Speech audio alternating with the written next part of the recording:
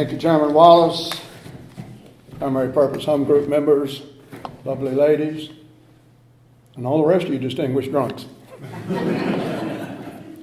I'm what's left of Jerry Eads, and I'm an alcoholic. When I drink alcohol, I can't stop. I think I'll do one, I thought I'd do two, and I drank till I blacked out. That's the way I was. I was a blackout drinker since I was 7 years old.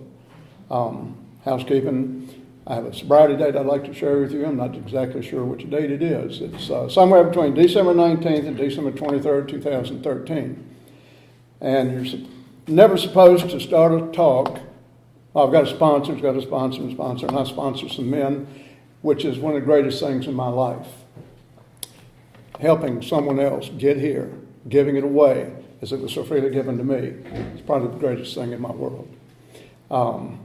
You're never supposed to apologize for something when you start a talk, I'm told. But for those of you who feel like you were maybe duped into coming here under false pretenses to hear Bill C. in his 50 years of sobriety, I'd like you to know that I drank for 61 years. I don't know that balances it.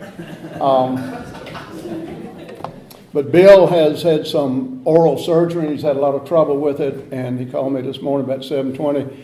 He texted me, rather, and he said, "Are you happy enough with your sobriety to fill in for me tonight? Appreciative enough of your sobriety?" I texted back, I said, "Sure." Because my sponsor tells me to always say yes, and I try to do that. Let's see, is that enough housekeeping? My first non-AA sobriety date was December the 6th, 1946. I'd just come off of a 9-month drunk. I came to in the hospital. I was naked. I was dirty, sweaty, screaming, fussing, fist balled up. I'm told the doctor slapped me. Today they would say that poor baby has fetal alcohol syndrome. Back then they said the kid's got the colic. But back then you stayed in the hospital for a week with your mother. And so I detoxed, excuse me. I detoxed apparently that week. And I will tell you, it had such an impact on me, I did not drink for almost 7 years. So. A lot of people come up and do this and they'll say, you know, I had wonderful parents, I had an idyllic childhood. I just can't imagine how I got this way. I am the unplanned, unwanted product of a couple of semi-illiterate alcoholic 20-year-olds. My father had just gotten back from the war at the end of 1945. He had no interest in being married and certainly no interest in having a child. And I had the bad manners to come born and ruined his life. And he let me know it. And it's just the way it was. I was abused a bit. Primarily, his favorite was to beat me with his fist. And I remember this was childhood. It is exactly what it was. And I had a resentment. Can you imagine that? And I carried that resentment everywhere I went. I'd pull it out when I needed sympathy, when I'd just get mad, if I needed to drink more. I pulled that resentment. And it made me okay. And it worked. Until it didn't. Had an uncle who had to steal. There was always white liquor around. And I didn't know what was wrong, that my daddy didn't like me and I got beat all the time. I tried baseball. He liked baseball, and I became quite a baseball player. I got a lot of ink in the local newspapers. People came out to see this kid, and that didn't make him like me. So I found that what the alcohol did for me, alcohol doesn't do for earth people what it does for us. It does to them what it'll do to us if we drink enough. But what it does for us is what makes us alcoholics, in my opinion. What it did for me would have allowed me to escape. Because if I blacked out and drank enough to do that, which wasn't much for a skinny little 7-year-old, but what it did was it allowed me to escape. Because if I wasn't there, it didn't happen. And then later in life, alcohol really became my good friend. When you tell a child they're nothing, they're bad, they're stupid, they'll never be anything enough, the child believes it. And I was hard-headed, and I did and I didn't. I watched my friends' dads, and they didn't do like that. And I thought there maybe was something else. But didn't know what it was, didn't know how to find it. But the greatest thing alcohol ever did, when I was a teenager, I was afraid to talk to the girls. Oh my God, but alcohol saved me. It was wonderful. I'd go somewhere and I'd see that girl, she'd be a pretty girl, and I'd say something innocuous, silly, like, so, do you live around here often? And she'd either correctly bolt or she'd giggle. And then if she giggled, it was on. If she had blue eyes, maybe pretty blue eyes, I'd say, I ain't gonna say nothing about them pretty blue eyes of yours. But I do have a question about them. Are you aware in the language of Kiswahili, your name would be Lusama Samawate, which means girl with eyes the color of the sky? And usually go, oh. But it deteriorated because I didn't know when to say when. I couldn't close. I had to drink more. And I'd say, my eyes. And she said, what about them? I'd say something really stupid like, well, they're the only thing I don't want to take off of you this evening. Oh, it got worse. If I got a few more, I'd say something really stupid and bad like, I want you to stop all that grinning and drop that linen. And I apologize. I'm not proud of that. But I drank. And I drank to escape. I drank to get smarter, dance better, all those things that we do. I left home at 15. My dad used to call home from the bar, and he said, I'm coming home to clean house, which was a euphemism for beat me and anybody that tried to defend me. And I was 15. I'd been working, carrying 50 and 100-pound sacks of sugar through the woods for my Uncle Still at night, through the woods. And my old man was a bricklayer. I worked for him from the time I was 10 or 11, mixing mortar, carrying brick and block, building scaffolding. I was stronger than a garlic milkshake. I was ready. Weighed about 120 pounds, but still. And I was done. And he came in, sure enough, and took a swing. And I ducked it, and I punched him out. I beat him up, knocked him out, tied him up, called the police. Y'all made a run about it. We were Family of the Month in that magazine, House of Garbage. Yeah. And my mom is packing stuff in pillowcases, and she said, you got to go. I'm afraid he'll kill you this time. I said, oh, he wouldn't kill me. She said, I really think he will. I said, well, we're okay. He's gone. And she said, one of his brothers will get him out in the morning, and I'm afraid he will kill you. So I took my 2 pillowcases of all my worldly goods, and I slept in Jimmy Lynn Perkins' garage, my best friend, until his mom figured out why I was taking so many showers. I stayed with another friend for a while. This was in June. And then I got a room with bath and kitchen privileges. I was never homeless. I always had somewhere. And just went on. Finished high school. Let me go back to when I'm 14. 14 was a real watershed year. Something happened that really had an impact on me. And I grew up in Colony Heights, Virginia, and it's a small town, and it had a little community center, not quite as big as this. It had a little stage up here, and they had a 45 RPM record player. Anybody remember those? That's a little silver hair out there. And they had a little speaker, and they played those 45 RPM records. And the girls on that side and the boys over on this side, and on the fast songs, the girls would dance a lot with the girls, and some of the boys would dance with the girls, and then when the slow song came on, they'd lower the lights, and you could hear them meet in the middle. We called it the Tag Club. I'm not sure why. It cost 25 cents to get in. And one night, I was 14, and I met this girl. Oh, my gosh. She was so gorgeous. She had a 50,000 kilowatt smile. If they cut all the lights off and she smiled, the room would have been brighter than this. It was just something. But her mother, like many mothers in town, wouldn't let her date me. Her mother took it to an extreme. She actually became president of a group you may have heard of, the Mothers Against Jerry. Yep. They were very active in Petersburg and Colony Heights in the early to mid-'60s. They were disbanded long ago. And we talked on the phone all the time. We were phone buddies. We talked about our respective love lives, how life was going, but never dated. And we graduated at the same time. She went off to college, bunch of my friends went to a junior college in Petersburg, Richard Bland, an extension of William and Mary. So I went over there. I didn't enroll. I was just president of the fraternity. I had access to white liquor. We had no barn we cleaned up, very original. We called it the Cow Palace, and we had our dances, and I get the bands, and we had a good time.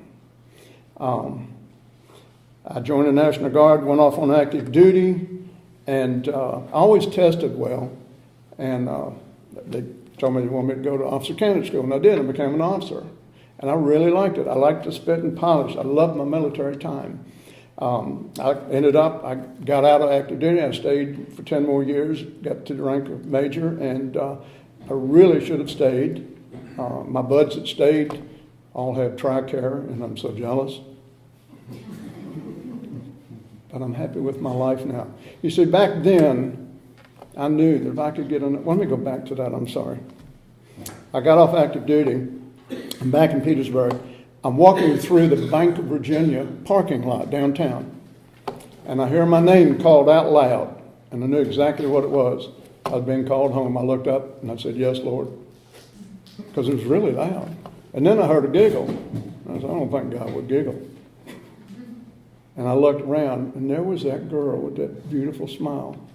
She just happened to be, this was in very late August, she just happened to be working at the Bank of Virginia, but not in the drive-in teller's window. She just happened to be in the window that moment. And we giggled, and I called her that night, and we agreed to go out Saturday night. As chance would have it, I took drunk. So drunk, I got to crawl her to the door. She thought it was funny, so we went out Sunday night, and Monday night, and Tuesday, and Wednesday, and Thursday. And Friday morning, she left with her parents to go to Puerto Rico. Her dad was going to a convention. And during the week when they were gone, she called me collect. I think it was about $60 or $70. In 1967, that was a lot of money. And we were married before the bill got there. True story. October 18th, we were married 50 years. We're still married today. Well, that's that pretty girl over there. And it's not my fault, because I didn't put near enough into that marriage. She did it work. She did the hard work. I was there. Now, I love my two boys more than life itself. But I was, as my sponsor says, I was busy. I was busy drinking. You see, I had convinced myself, if I could earn enough money, if I could get enough stuff, I could make my outside look to you like I wanted my inside to feel to me. And I don't think an alcoholic can ever get that inside-outside thing going right, because it just doesn't work. And primarily, to me, because money and stuff isn't happiness. Happiness is peace of mind. Happiness for me is knowing how to pray, which I've learned here. See, I married this little church girl. Oh, and I drank the Kool-Aid at least out front and everybody. I was 26 years old, became a Baptist deacon. I've done a little bit of lay preaching and teach Sunday school. My goodness, I am quite the man. I did many of those things while drinking. A lot of stuff I've done I'm not proud of. I am proud, though, that when we got married, my wife and her mom kept saying, "You're really pretty smart." I'd never taken my SATs in high school. I knew I wouldn't go anywhere. And I took them. I did rather well. And I'm proud to say that it only took me 4 terms to finish my degree in finance from the University of Richmond. Those terms happened to be the terms of Nixon and Ford and Carter. Anyway. But I kept drinking. I started a building business and developing land, had a real estate company when I was 23 or 4, made a lot of money. Then came 1978 and 9, 80, when interest rates went to 21%, and that didn't do too well at that point. And I had been an investor with a regional brokerage firm called Wheat First Securities, and I went and see if I could get a job as a stockbroker. And they said, Jim Wheat actually said, "I'll tell you what, boy, I'll let you be a broker if you get my real estate in order." And they had 52 branch offices. He'd say, I want you to go down to New Bern, North Carolina, buy a piece of land, build a building for 14 brokers, and don't spend more than $900,000. I said, cool, give me a purchase order. And I'd do it ahead of schedule and under budget, and I became a bit of a hero. After a couple, 3 years of that, they let me get my broker's license. They told me if I'd do $80,000 or $90,000 of commissions my first year, I'd be a hero. I did about $320,000, and I was a hero. And I didn't get a lot happier. I ended up doing $1 million a year, and never found what I thought it was supposed to do. Cars, stuff, clothes, money, it just, because there's something that we don't have, and that's peace or serenity. And I represented the company. I was a hero. I did well. And I did that geographic change. We moved down here to North Carolina. I had to manage. God, I hated that. I got out of that quick. And anyway, did well. Had great success. And my oldest son partners with me. It's just a wonderful thing. But I continued to drink. In fact, my wife went to the doctor one time. You have to fill out those forms. And it said previous trauma. And she wrote, married an alcoholic. So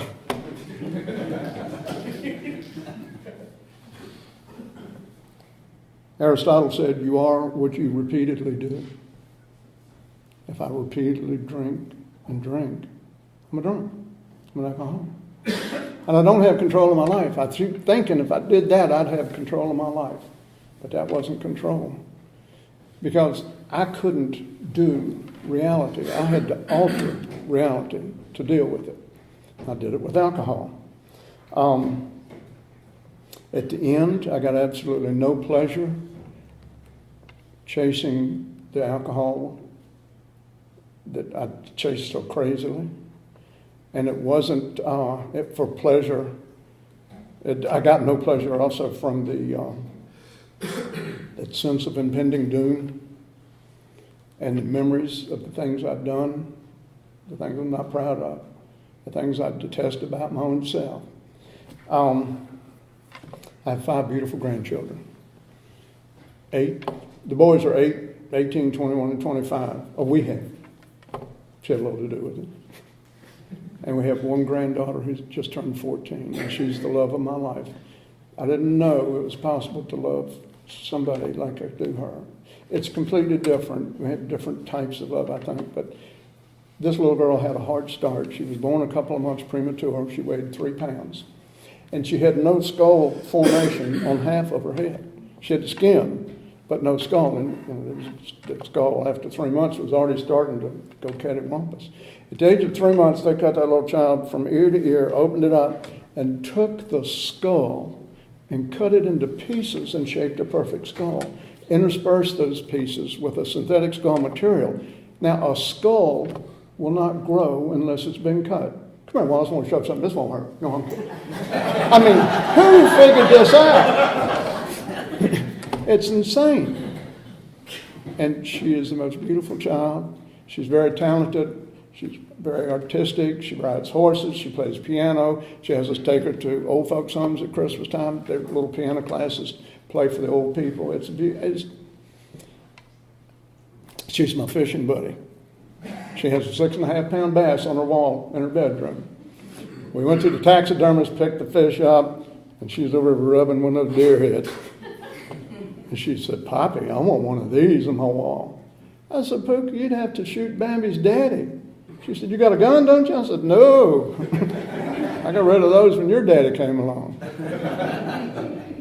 Well, Mr. Phil's got a gun. A good friend of ours got a 100-acre farm and several fields, and he has a bunch of deer stands. We go up in there from time to time and watch for the deer to come. And she's just the sweetest child. Given her history, given our relationship, I would never do anything to harm that child. Not for my life. Couldn't wait to get home in the evenings. I'd start thinking about it about noon. Because I'm not an alcoholic, I don't drink until 5. And one night, my wife said, please don't drink anything tonight. I think Ryan, our youngest son's bringing the little ones over. I said, I'll just have one dozen. It was the worst night of my life. It was somewhere between December 19th and December 23rd, 2013. I don't remember them coming. I don't know what I did exactly. I found out about the next morning. Whatever it was that I was so out of character, I scared that child who ran screaming out of my kitchen.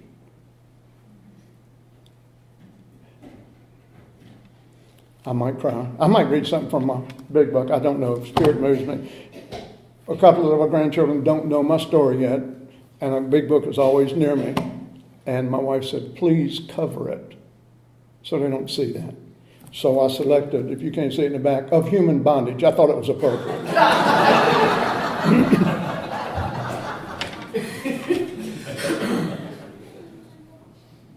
2 days later or somewhere there, I go back to 1996. I had a back surgery that didn't work. I still got degenerative disc. I still got a couple of compressions, and it still hurts. Today I don't take anything but some Advil from time to time. I walk and carry my bag when I play golf some in the summer when it's nice. But about 8 months later, I had a hernia surgery. And I tell it this way because it makes me feel better about myself. Not really. About 8 months later, I had triple bypass. I had 3 knee surgeries after that, 1 replacement, 8 skin cancer surgeries, and about 30 some of the 150 kidney stones I've had in my life. And I say that to say this. Outside issues are not the big deal, I understand. But they're a part of my story. I never did an illegal drug. I did some illegal drugs illegally. I got hooked on pain pills. And for 17 years, I took a bunch. And my wife did not know that. A couple of days after the incident with my granddaughter, she found a pill bottle. And she said, what are these? And you know what I said, being a good alcoholic? I don't know. Well, they got your name on it. Well, I can't even imagine how that could have happened. She said, don't even try it, Buster. She went and called that doctor. He said, let me get back to you in a little while. He was back in about 4 minutes. He said, we got a problem. Jerry's getting this stuff all over town. Well, I had 7 or 8 surgeons that had been cutting on me for 10, 15 years. And, you wearing a suit, and you're at least semi-articulate, Well, I'm not sure, Doc. It presents a little like L3-4, but, it comes down, don't know if it's a stone, don't know if it's a back. Well, you need some painkiller. Okay. And he called her back and said, he needs to go to Fellowship Hall, a local treatment center in Greensboro. So she gets off the phone, comes back and said, you're going to Fellowship Hall. And I went, now, I'm busted. I'm very compliant now. I'm wide open. Great. What's that? I hadn't heard of it. I didn't know what a treatment center was. You see, I was not an alcoholic. I did not become an alcoholic until I went to that treatment center. I never even had character defects till I got to AA. What's that all about? But I learned. I overheard her. She made all the arrangements at the treatment center. And he told her, he said, whatever you do, don't let Jerry come out here. They'll come out and say, I don't really need this. So I went out there. I went out to negotiate. He took me to her and said, yeah, it's fine. I said, I did notice a few things. I will require a private room. Everybody gets bunked up. I did notice there are no telephones in there. I'll bring mine because I got a lot of business. I'm doing business all the time. He said, come on out, we'll see what we can do. I said, I don't know if you know this, but I'm a Baptist dick. I do some Sunday school teaching. Maybe it might do a little lay preaching. I don't know when. I'll probably need a couple weekends off. He said, Jerry, we'd really like our guests to stay the entire 28 days. I said, about that 28 days, I'm really quick on the uptake. I think I can do this in about 17, maybe 18 days. He said, come on out, we'll see what we can do. And I came on out. And that's where my life was saved. I have to say with all candor, I do not believe I would have ever gotten to AA if I hadn't gone there. All of my parents, my siblings, cousins, aunts, uncles were all alcoholics. I know what they look like. They did not look like me. I thought maybe this is a place you come and learn how to drink responsibly. I didn't know. I mean, how insane is that? Help get you a job. Heck, got a job. Got a house, got cars. No, I couldn't be an alcoholic. Well, dang sure was. Still am and will be. And it was the most incredible thing, the education. One of the things I remember so vividly is they were doing a little video, and this doctor was doing it up on the blackboard, and he showed the formula for ether and the formula for alcohol. And the only difference was alcohol had 2 parts water and ether had 1 part. And I said, dang, that must be why I black out. My body sucks the water out. I don't know what it was. Anyway, he said, you know why you're here, don't you? And I said, well, yeah, I got a little trouble with these pills. Well, do you drink alcohol? I went, socially, alone at night in my study, you know. He said, well, let's walk through these 12 steps. Let me tell you what this is all about. And it was just like, it wasn't a bright light like Bill W. saw, but it was a light that showed me something. And it talk about all the different things that we do and what it makes us do. And you know, I look back at the way I treated my wife, I treated people. I remember I went through a terrible custody battle at one time. My wife didn't want to keep me. My mom wouldn't take me back. Anyway, it was rough. So I finished out, got my sponsor, started going to meetings. I had 5 home groups simply because opportunity to be of service. I like to do anything I can. The thing I personally get the most enjoyment from, the most positive feedback, the most psychic income, if you will, is sponsoring. And I absolutely love that part because it helps me grow. And the steps started to make sense. 1 and 2 were pretty clear. And 1 was really clear. I was powerless. My life was unmanageable. Everybody thought I'd latched onto a junior case of Alzheimer's or something. I was just not doing well. My oldest son told my youngest son, you might not want to let the little ones ride with Poppy. He's not driving too well. They just didn't know what was going on. And I lost some clients who thought I was losing it.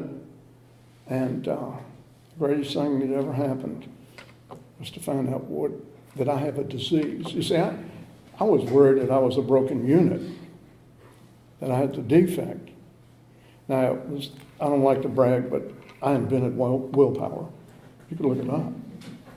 Anything I ever wanted to achieve in my life, I did. Money, stuff. But I couldn't stop drinking, and I did not understand it. It's the most amazing thing. And how was I to ever understand until I got here that those 12 simple steps and working the program and talking to your sponsor, going to meetings, sharing, helping others. I heard from a guy who said he heard it from Bill W. He was supposedly asked, broken down, what is this Alcoholics Anonymous thing? And he supposedly said 6 words: trust God, clean house, and help others. And oh my gosh, it's all over these steps. Trusting God, cleaning house, and that 12th step of helping others. That's what really hits the rubber hitting the road for me. That's what worked. I love the laughter here. Yeah. And in our 50 years of marriage and going to church, I've met an awful lot of nice people in the churches. But I have to tell you, I have never met people as honest, as loving, as caring, as accepting, and as inclusive as the people in these rooms of Alcoholics Anonymous. There's something here that is nowhere else that I've ever found. I keep saying, forget the reference to alcohol. If the whole world would work these 12 steps, look at character defects, look at trusting God, look at learning to pray, look at learning to get out of yourself, getting away from the bondage of self. What a world this could be. And I love it here. It's one of the greatest things that's ever happened to me. A dear friend, Jimmy Bowman from down in Washington, Georgia, said, Jerry, your very success or lack thereof can come from step 6 and 7. He said, because you're going to either do it God's way or you're going to keep doing it your way. There's no in between. He said, I highly recommend God's way. And he's right, especially for me.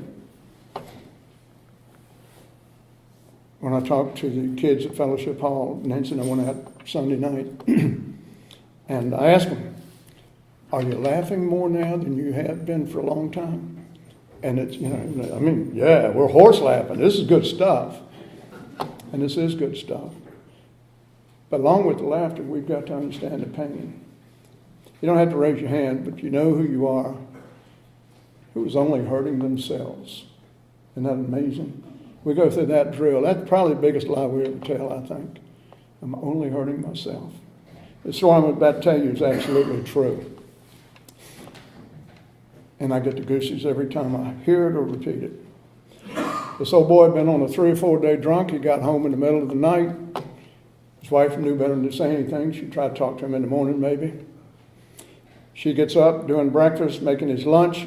He just comes downstairs, walks right through the kitchen, goes out the back door, goes into the back and garage. He's getting ready to back his car out of the driveway, go to work, and she realizes he'd forgotten his lunch.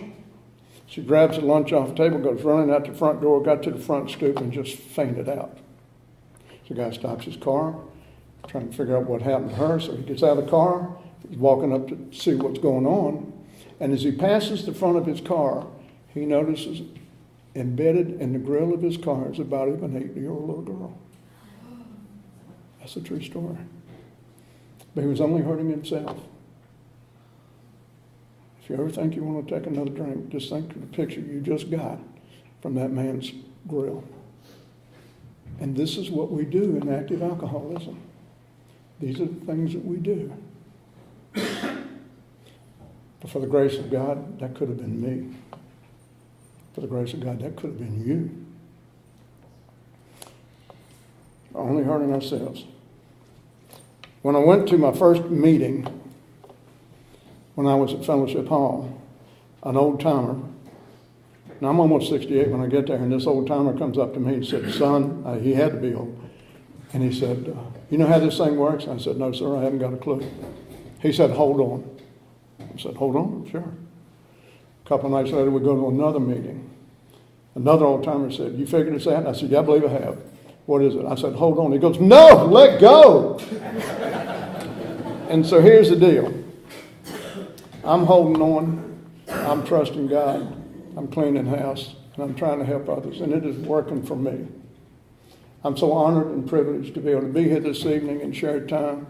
Forever, you'll be part of my story. If you're ever in Greensboro, we'd love for you to drop in. Possibly not all at once, but we would love to have you. If you're ever there, call us. And I want to thank you so much for having us and letting us share this story with you. My life has changed. I never knew life could be like this. I never understood how good life can be when I'm putting more deposits in my relationships, especially with my wife, than taking withdrawals from them. How's that work at the bank? Not too well. And it doesn't work in marriages. It doesn't work in any relationships. So I'm holding on, letting go, trusting God, cleaning house, and trying to help others. It's working for me. I know it'll work for you. Thank you for sharing. Let me share.